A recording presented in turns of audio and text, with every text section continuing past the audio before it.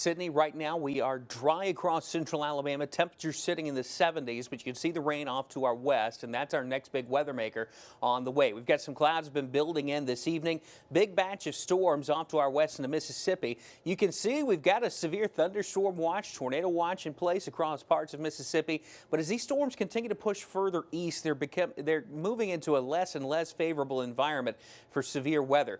Much less favorable environment here in Alabama. So you can see these storms keep getting closer and closer to the eastern edge of those watch boxes. We haven't heard any report that there's plans for extension. That could change, but right now here's what we're thinking. This is going to be a weakening line of storms as it moves into Alabama.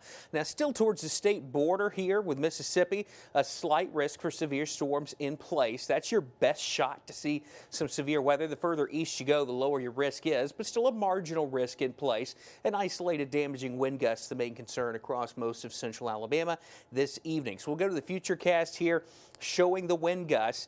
I think pretty widespread gusts of 30 to maybe even 40 miles an hour possible with this line of storms as they move through. An isolated 50 or 60 mile an hour wind gust, something we'll watch out for. And as the storms roll out, it'll be breezy as we head through your Sunday.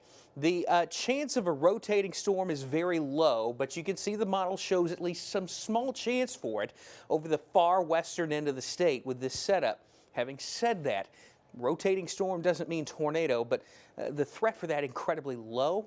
But we'll monitor these storms closely as they move through tonight. So let's go to the futurecast.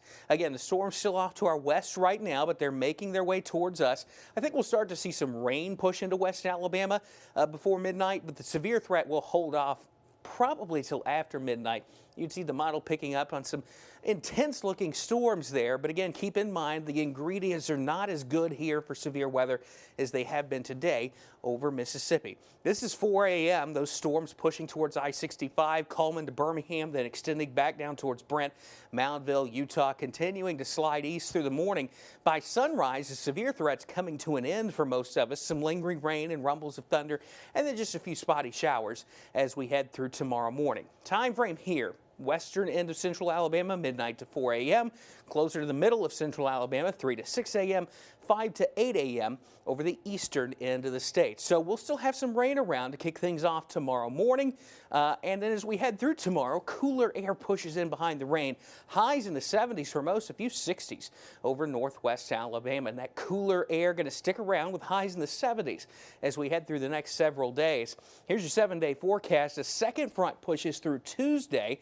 That gives us a small chance for a sprinkle, but it also reinforces that cool air as we head through the rest of the week. So some more fall-like weather on the way as we head into next week, but we got to get past tonight's storms first. Sydney.